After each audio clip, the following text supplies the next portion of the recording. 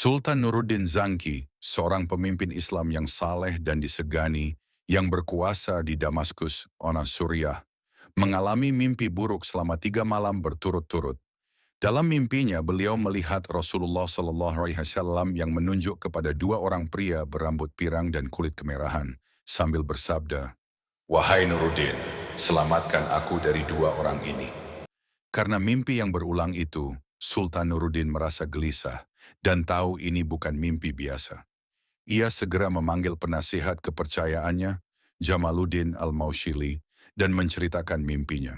Jamaluddin menyarankan, ini adalah masalah yang sangat mendesak. Kita harus segera pergi ke Madinah dan merahasiakannya. Sultan Nuruddin ditemani oleh Jamaluddin dan hanya beberapa pengawal segera melakukan perjalanan cepat dari Damaskus ke Madinah dengan membawa banyak harta benda.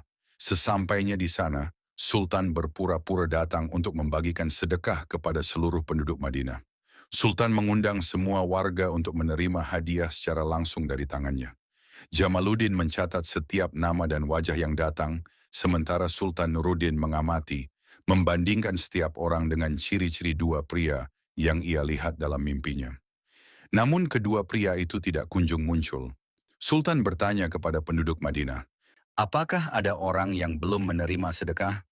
Penduduk menjawab, tidak ada, kecuali 2 orang Nasrani dari Maghribi, Afrika Utara yang saleh.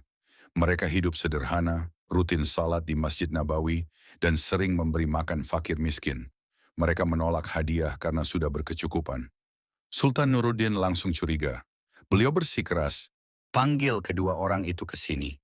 Ketika kedua pria itu dibawa ke hadapan Sultan, wajah mereka persis seperti yang dilihat Sultan dalam mimpinya.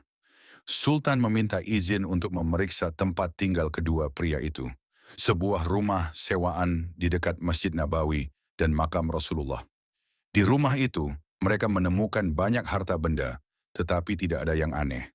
Namun ketika Sultan mengamati kamar itu lebih detail, ia melihat permadani yang baru. Sultan mengangkat permadani itu.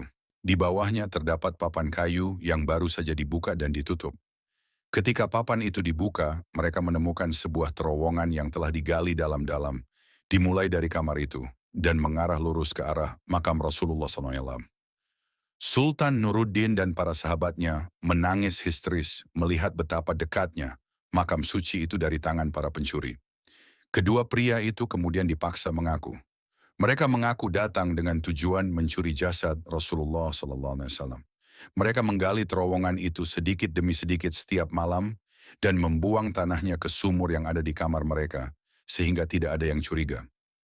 Mereka hampir mencapai makam suci. Sultan Nuruddin Zangki menjatuhkan hukuman mati kepada kedua pencuri itu. Setelah itu, untuk mencegah kejadian serupa di masa depan, Sultan memerintahkan agar parit besar digali, mengelilingi seluruh makam Nabi, dan kemudian diisi dengan timah cair yang dilelehkan.